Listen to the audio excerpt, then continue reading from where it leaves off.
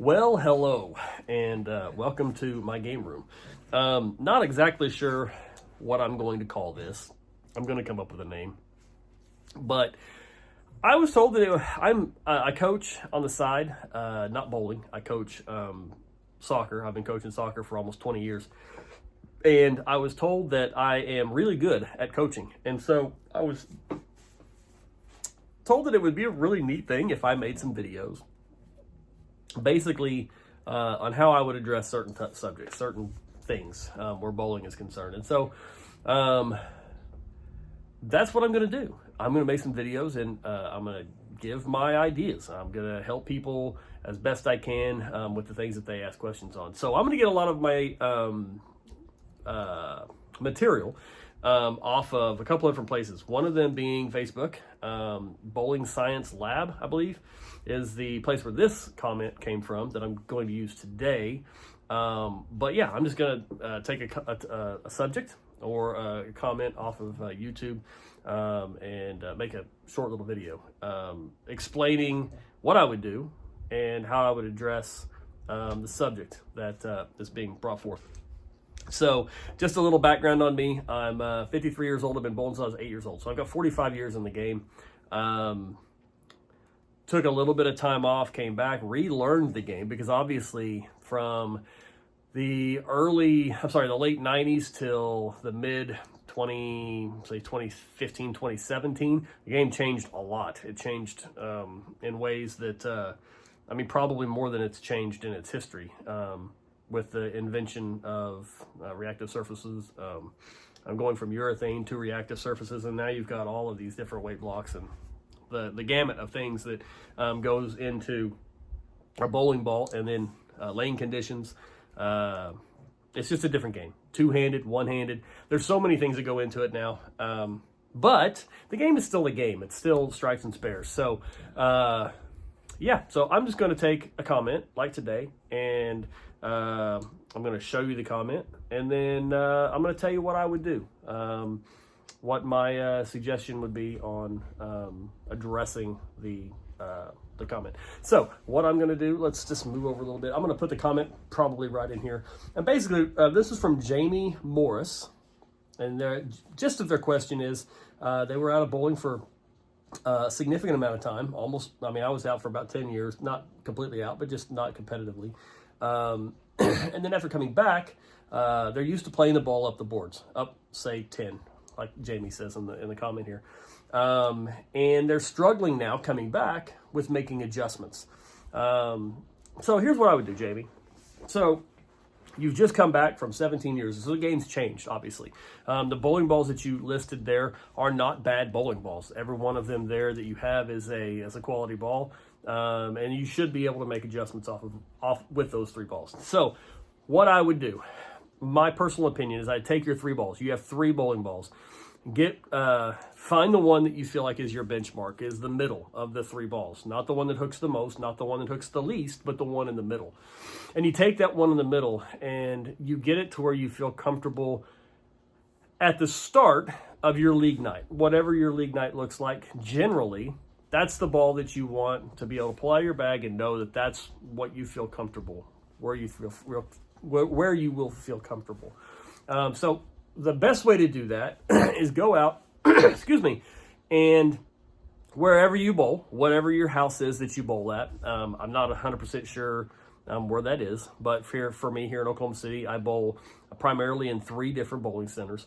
Go to that bowling center and just say, hey, would you mind on a Saturday or Sunday if I came up and you give me a pair of lanes, put the house shot down on that pair of lanes, and let me bowl. And you may have to pay a little bit of money for them to come in and do a specific house shot, or to put the house shot down on a weekend when they typically don't oil the lanes. But just ask them, and most places will do this for you, especially if it's a reputable house.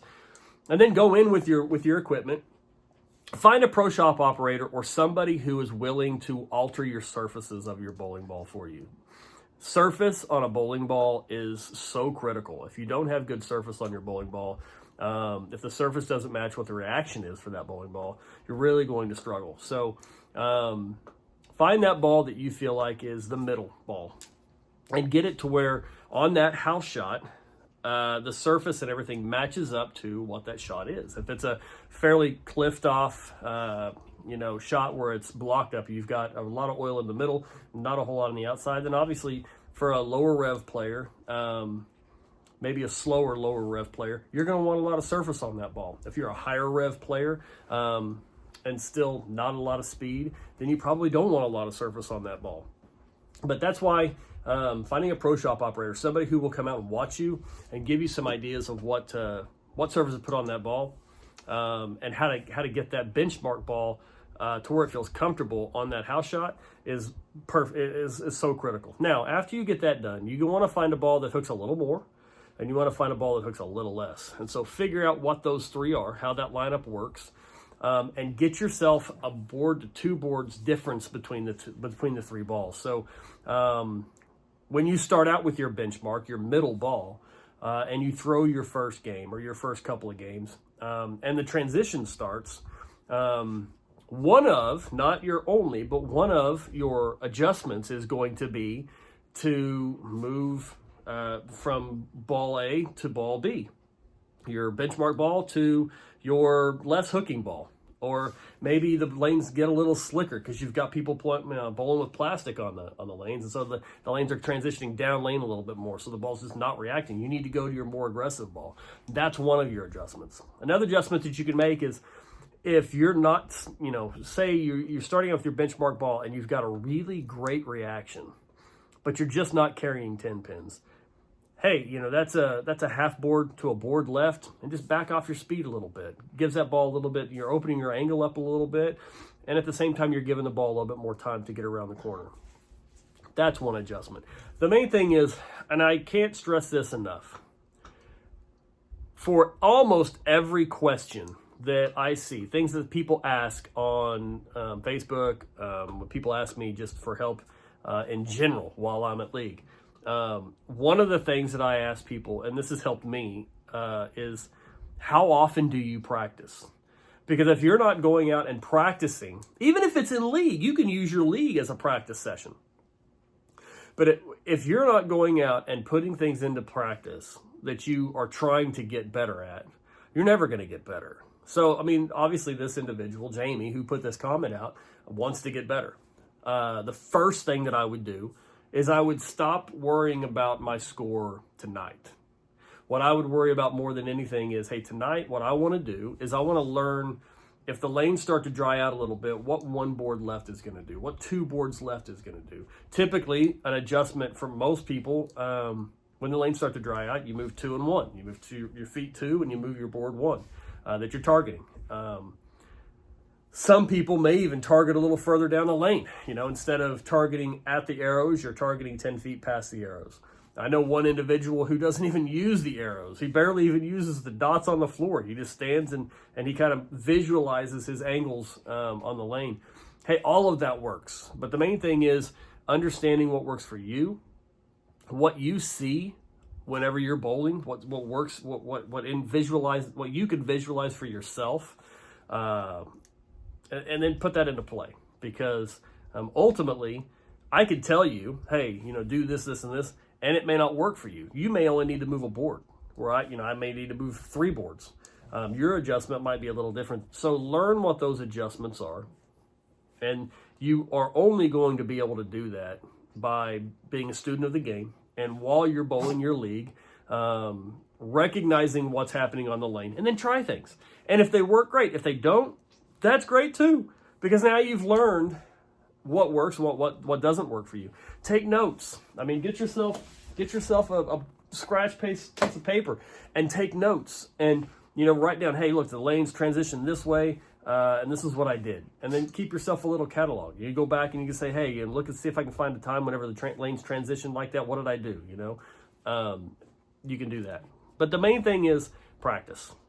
If you want to get better at this game, whatever the limit is, just practice. And in this guy's instance, I think the most important thing for you is to, one, figure out how to line your balls up, to where you've got a good, you've got your good benchmark ball, and then you've got a little less and a little bit more.